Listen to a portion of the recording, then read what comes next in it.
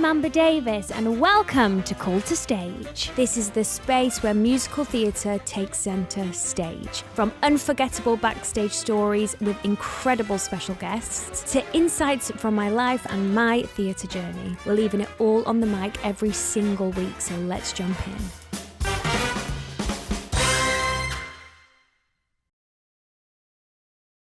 Hi guys, welcome to Call to Stage with me, Amber Davies. Now, I have an Olivier nominee sitting next to me and the original Vivian Ward. It is an honour to be talking to you. It's Aimie Atkinson! Hello there! Hello! Isn't this weird? It's so weird. I was just saying because I feel like we know each other, but we don't because we've never actually met, right? We've not really met We've in not person. met, we've passed. Yeah. We've smiled. We've been like, hi. Yeah. Before we start, I've got to tell you this hysterical story because... Gosh, I'm scared. It was back in 2019. Yeah.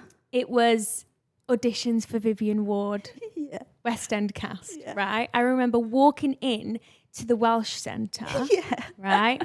Thinking, okay, I think it was like the final round. Mm-hmm. Anyway, I walk in and who's sitting there? Aimie Atkinson.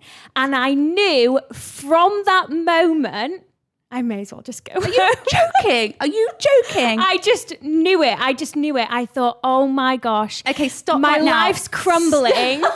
And can I just say, I came to see you on press night and I was sobbing for you. You were absolutely unbelievable. No one deserved that. No, you. stop now, because I had the exact same thought when I walked into the Welsh Centre in 2019. I thought, oh, you're kidding me. Are you kidding me? No. I was a baby. That's so funny.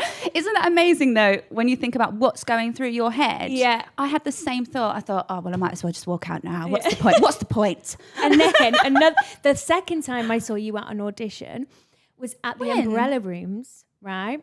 Yeah. I was in for Back to the Future. Yeah. And you were in for Time Traveller's Why.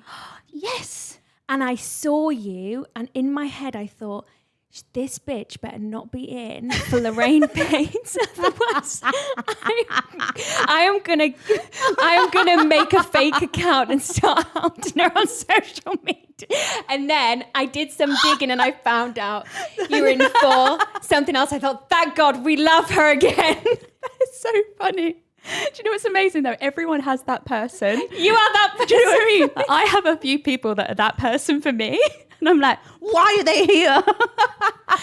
Like for me, your career is like, you've had an unbelievable career and that is what I inspire to like be. Like your route, I just think, oh yeah, I could have played that. Or do you know what I mean? Everything about you is just, I want to be you. I want to be Aimie Atkinson. I'm literally following her shadow. No. Anyway, getting back onto track. Okay. I ask all of my guests this. Yeah. You can pick any role you've ever done, but what is your pre-show ritual? Oh, I'm so boring. I don't really have one. No. People always ask me this. And I kind of wish I did. In Six, what was amazing with Nat, we used to do this thing when we were so shattered, we were so tired, we put on that Stevie Wonder song, you know, ba ba ba ba ba da da. How's that song go? Da da da da da da. And we would just like sing it, we'd go mad. But that's kind of it. I go a bit zen. I like to get there really early. I don't know about you, but I'm obsessed with like putting my makeup on. Like I don't like to rush. Calm environment. Calm. I hate rushing. It's like, oh, it just makes me so stressed. So I get there an hour before everyone else. I like eat my food. I do my makeup really slowly. And that's kind of it. I love that. Yeah, I'm boring. I could not get there an hour early. I'm like on the dot. Are you? Warm up And do you have first. things that you do? Like, I can do my makeup in 10 minutes, oh my God, Aimie, you're honestly. so good. I'll You're so FaceTime good. everyone in my... Like, do you know what? Probably a FaceTime with my mum at the minute. Really? Yeah. I would just FaceTime her at the half. Yeah, no, I'm like... You're Zen. Zen I'm queen. zen it out, You yeah. do give me Zen vibes. Do I? Yeah, when you walked into the room, I was like, I love that because it's so not me, but yeah, I love it. Really? Yeah, I do. No, I love it. I love it. That's great.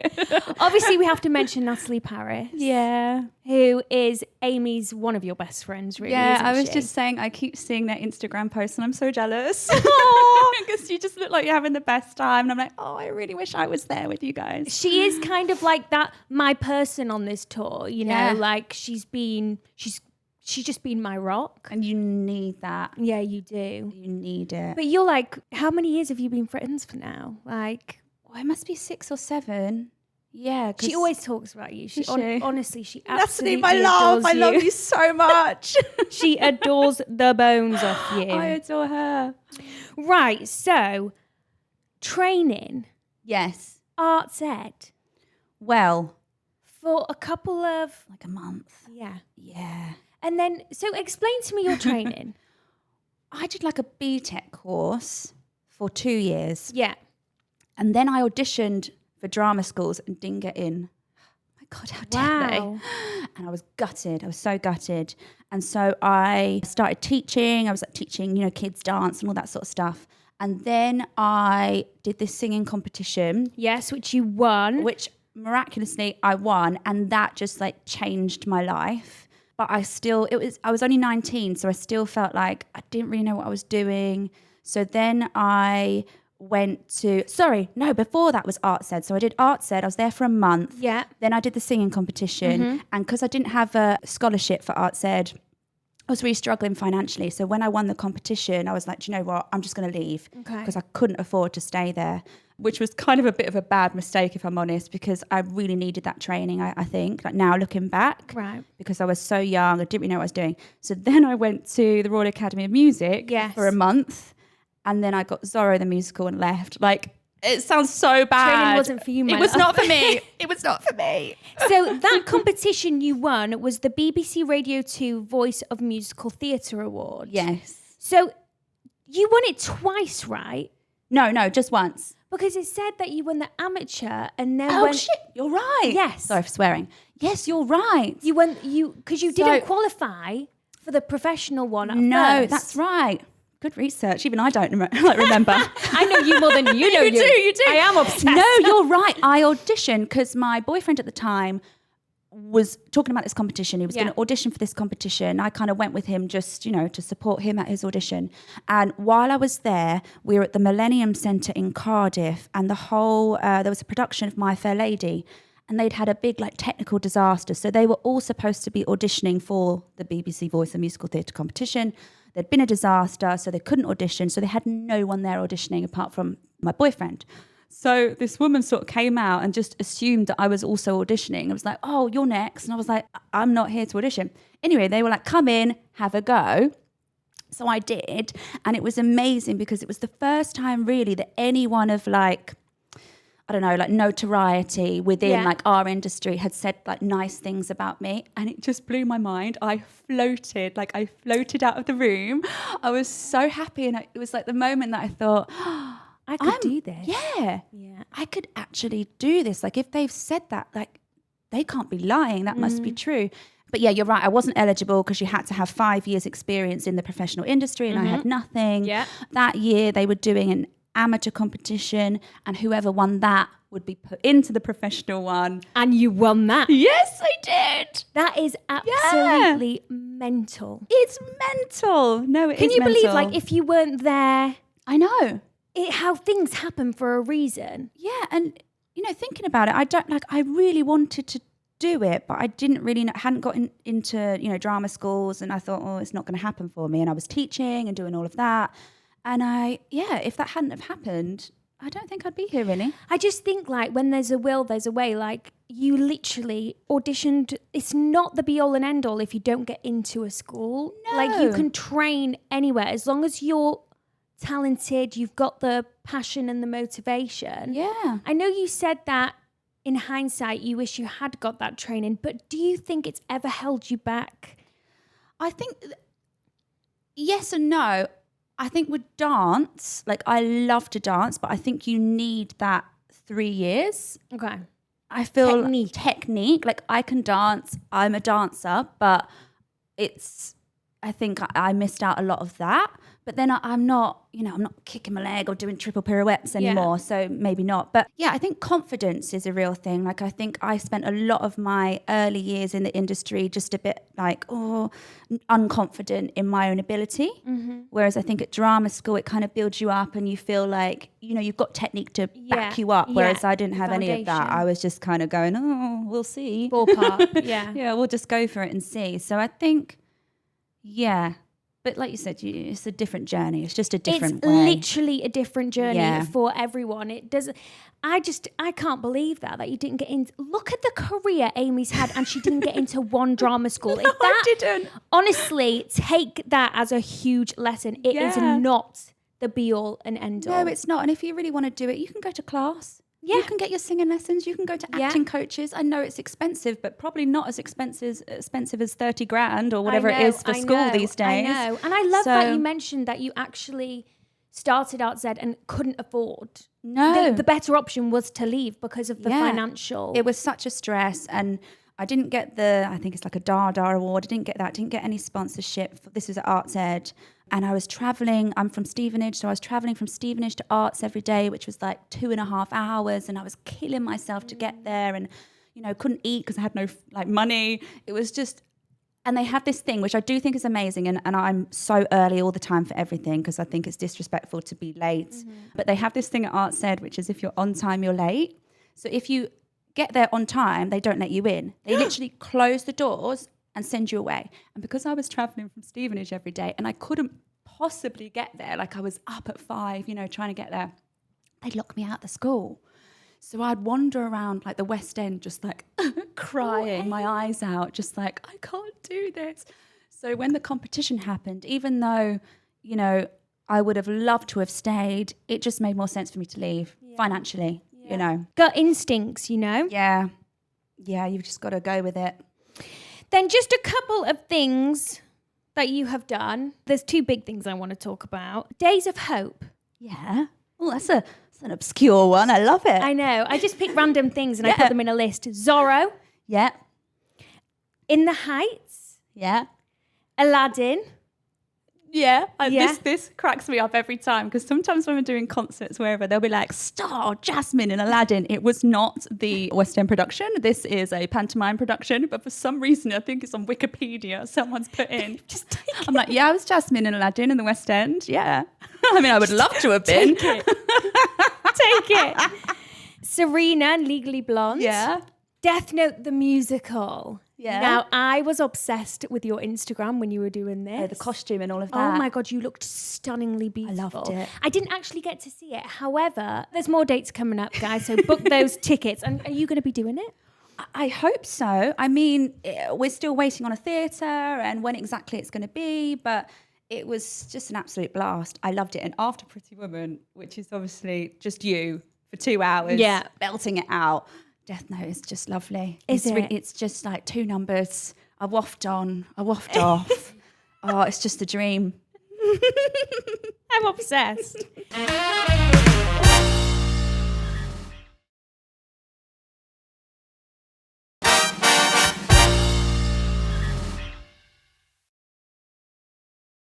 Right, let's talk about Katherine Howard. Yeah. So you, like Natalie, were there right from the beginning. Yeah. Right. How did it come about?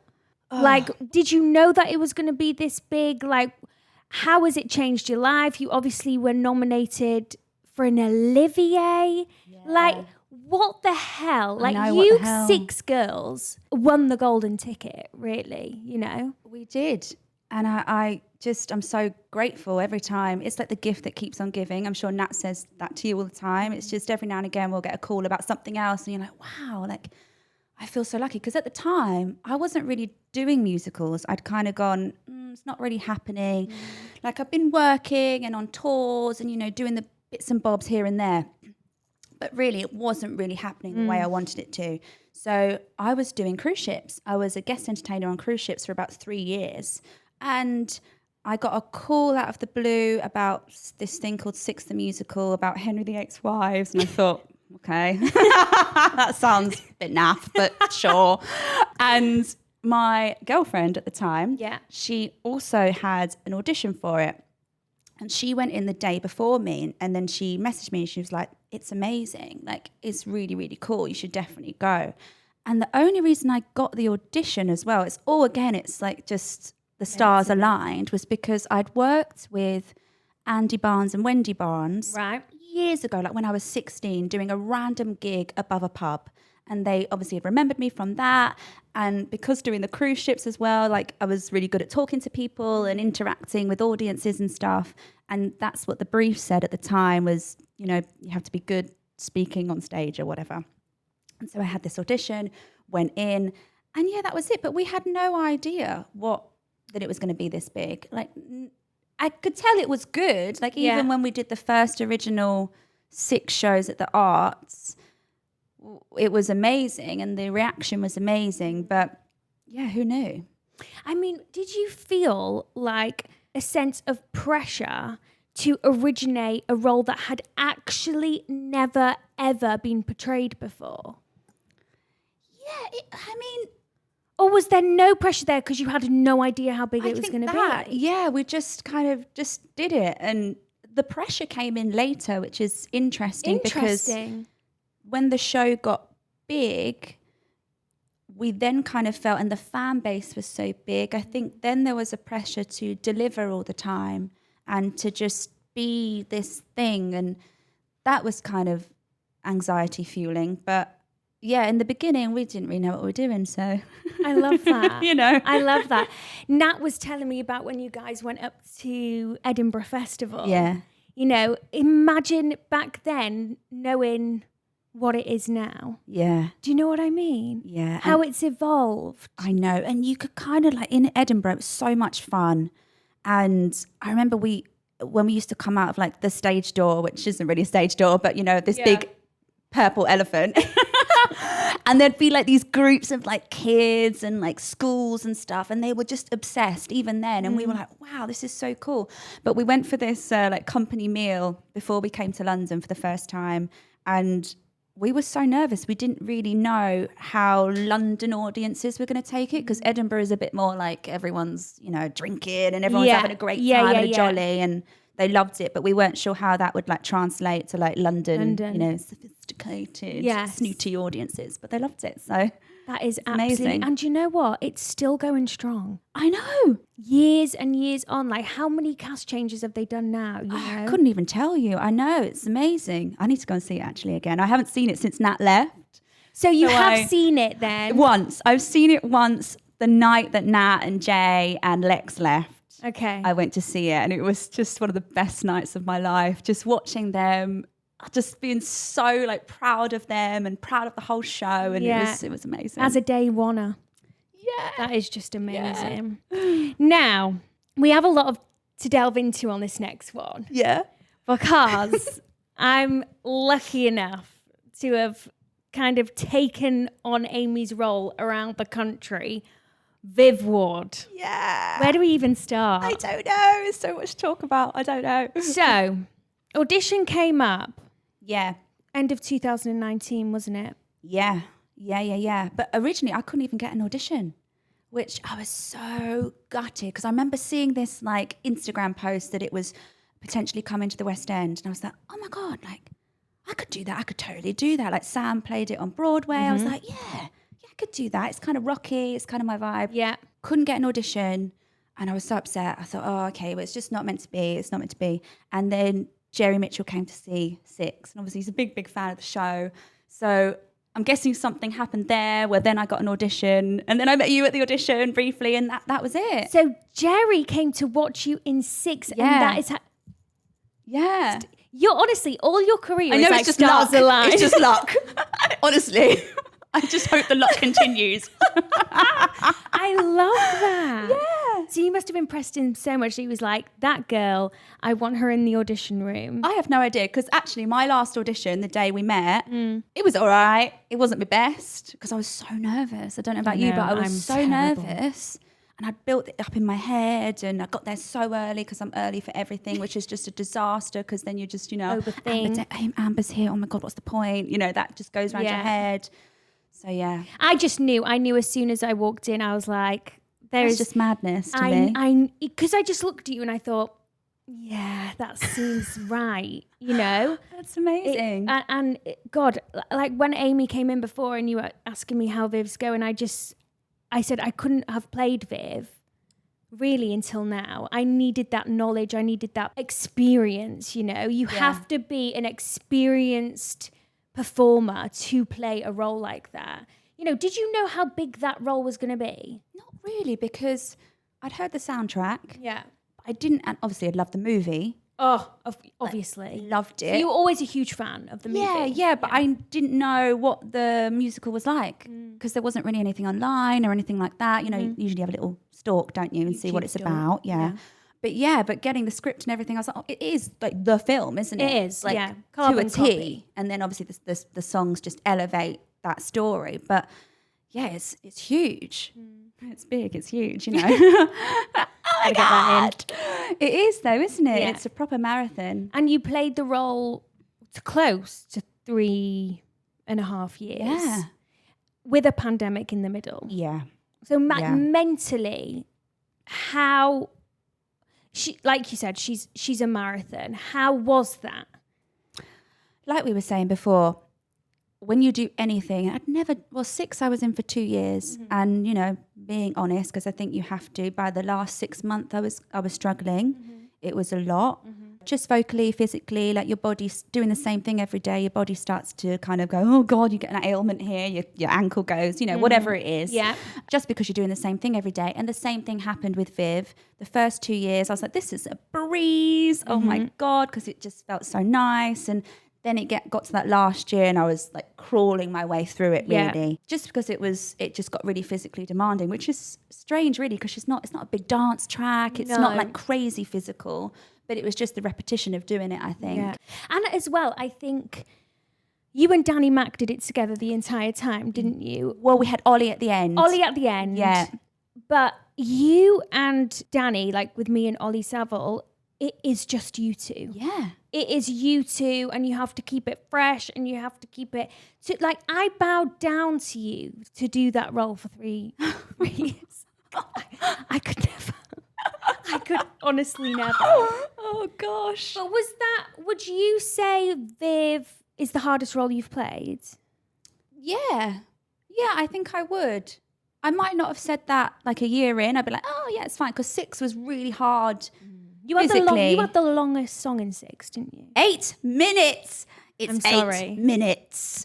Yeah. So that was really tough. But yeah, there's something different about you holding a whole show, and it's called Pretty Woman, and you are the pretty woman. You are Pretty Woman, and people, you know, hold the movie and that character in such high regard, and so you feel like obviously you have to deliver every day, and so you can't. I mean, not in any show, you can't, you know, do 50%. You just have to go for it. You can't. Yeah. I feel like that show, you can only be 200% every day. Yeah. Or it just doesn't land. No, it doesn't land. You have to go like balls to the wall. Otherwise, you feel a bit like, oh, you've not done the job. Yeah, you've not done the job. I feel like in the second act, you can. Yeah, it slows down a bit. Slows down. Yeah. So you need to give everything act 1. Yeah, it's that first like half an hour, isn't it? All the penthouse stuff, all of that stuff. You're setting up the character, and then you're like, she's okay, dancing around him like, you know, like a puppet. Yeah, really, isn't she? So you can't be tired. Do you know what? For me, like sometimes I do have to pinch myself, because the Pretty Woman Instagram page had put up a picture, and it was of the 4 Vivs. So it was Samantha Barks, who originated on Broadway, Aimie Atkinson, originated West End, Olivia Valli. Oh, yeah. Yeah, who was Frankie Valli's granddaughter. Yes. Who did the American tour. And then it was me at the end for the UK. And I just could not believe that I was standing next to like 3 powerhouses. And it was just me at the end. You're gassing me up today. I feel amazing. I'm going to walk out this. Oh my God. Honestly, I was just like, I want to get that framed signed. No, I did think the same. It was so beautiful as well, wasn't it? I was like, that's so lovely. And I just thought, look, 4 strong women we were, you know, like I thought, oh my God, I can't believe in my career I can stand next to the likes of you gals. Love it. Now, I haven't got long left with you. Oh. I wish I could sit here and talk to you all day. But we do have questions from the public. Oh, fabulous. The first one is, do you get nervous? Do you have your nerves like subsided through your career? Have they got worse? How do you deal with them? I feel like a lot of the questions that we get is about nerves. Really? A lot of it. Yeah. It holds people back. Yeah. It fills them with dread and anxiety. Mm-hmm. And I feel like it's how to like basically use them for your own advantage. Oh, yeah, for sure. Yes, I'd get nervous. I never used to. I do think it's the longer you do it. More pressure you put on yourself. Yeah, I don't know what that's about, but I definitely do get nervous. And I try to, what you just said, you feel nervous, you think, oh my gosh, oh my gosh, oh my gosh. But you have to kind of like use that energy for your performance instead of letting it hinder you and get on top of you. So it's kind of like tricking your brain. Someone said something amazing, like instead of it being nerve, it's like excitement. Because it's the same part of your brain. Same thing, same feeling. So that's what I try and do. Obviously, sometimes it doesn't work. Sometimes it does. Yeah. You just got to be kind to yourself, I think. And how do nerves come out of you? Because I get shaky lips. Do you? Yeah. If I'm really, really nervous, I'll get a shaky lip. Interesting. I don't know if I shake. Maybe it's one of those things I don't think anyone would maybe know. But you do. I know. My head's going, yeah. Yeah. You know, that sort of thing. That's so good that it doesn't actually come out of you. Well, it might do. I don't know. I don't think anyone would think, oh, she's, but I do. Because you do lots of concerts, don't you? Yeah. Like for me, a concert would fill me with dread. Well, me too. It does. It really does. It's because you're taking, when you're a role and you're playing whoever 8 times a week, you definitely, it becomes your job. Yeah. But a one-time show, how do you do it? No, I'm with you. I find it really difficult. I do, and I'm doing a lot of concerts now. Yeah. Are they getting easier? Maybe. I don't know. Sometimes it's just hit and miss, I think. Sometimes it just depends how mentally you are on the day. Yeah. But it is that one-time thing. I think it's good if you're singing things that you know, like the back of your hand, which I'm quite lucky the things I'm doing, it's just standard, you know, things that I do all the time. In your bones. It's things that are new for me. Like I'm going to a rehearsal after this for a concert, and they were like, do you want to sing Defying Gravity? And I'm like, absolutely not. At a concert, like within the show, absolutely, you're greened up, I'll do that.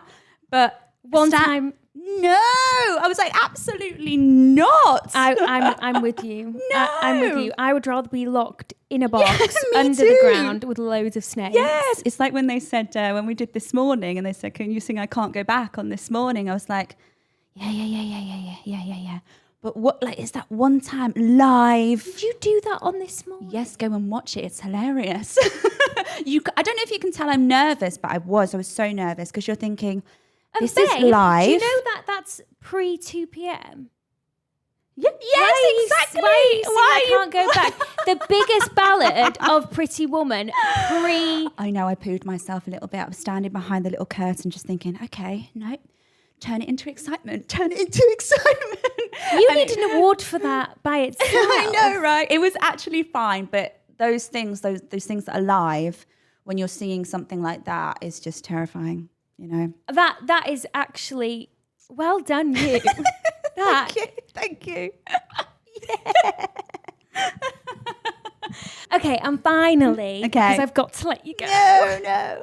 What would you say has been your deep down career highlight? Not to your family, not to to you, that you will remember forever. I think it was Hampton Court. When we did 6, I left 6, and then 2 years later we filmed the movie, and at the same time we performed at Hampton Court. And actually, not because I'm bigging up Nat again, but watching Natalie sing Heart of Stone, in Hampton Court, and the room where Jane Seymour passed away. It was just amazing, and the crowd were amazing, and it was so nice to come back to something sort of refreshed and see it in a different light, and I'll never forget that. I absolutely love that. Yeah. Well, thank you so much for coming on. It's honestly been a pleasure. I mean, biggest inspo here.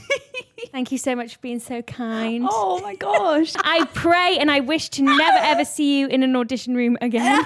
You too. Thank you for listening.